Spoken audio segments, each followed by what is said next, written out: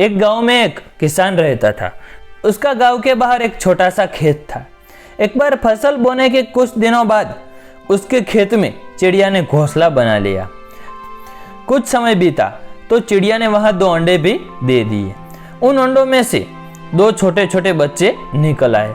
वे बड़े मजे से इस खेत में अपना जीवन गुजारने लगे।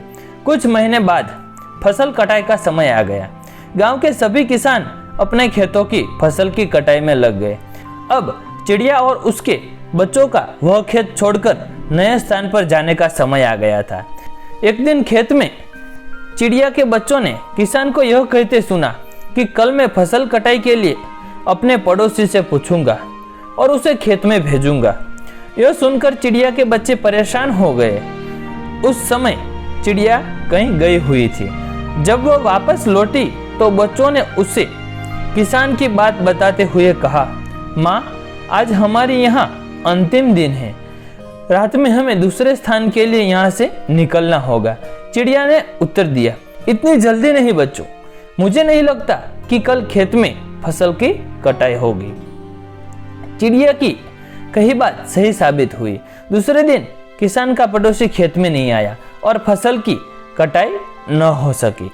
शाम को किसान खेत में आया और खेत को जैसे का तैसा देख बदबू आने लगा कि ये पड़ोसी तो नहीं आया। ऐसा करता हूँ, कल अपने किसी रिश्तेदार को भेज देता हूँ। चिड़िया के बच्चों ने फिर से किसान की बात सुन ली और परेशान हो गए।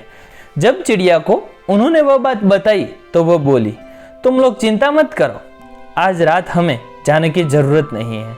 मुझे नहीं लगता कि किसान का रिश्तेदार आएगा। ठीक ऐसा ही हुआ और किसान का रिश्तेदार अगले दिन खेत नहीं पहुंचा। चिड़िया के बच्चे हैरान थे कि उसकी माँ की हर बात सही हो रही है।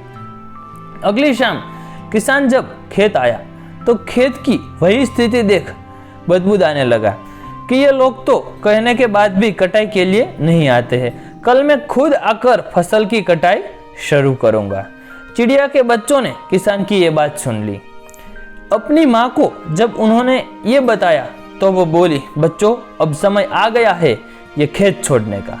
हम आज रात ही ये खेत छोड़कर दूसरी जगह चले जाएंगे। दोनों बच्चे हैरान थे कि इस बार ऐसा क्या है जो वहाँ खेत छोड़ने को तैयार है। उन्होंने पूछा तो चिड़िया बोली, बच्चों, पिछली 2 बार किसान कटाई के लिए दूसरों पर निर्भर था।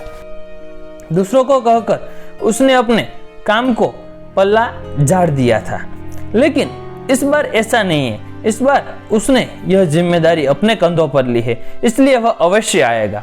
उसी रात चिड़िया और उसके बच्चे खेत से उड़ गए और कहीं और चले गए।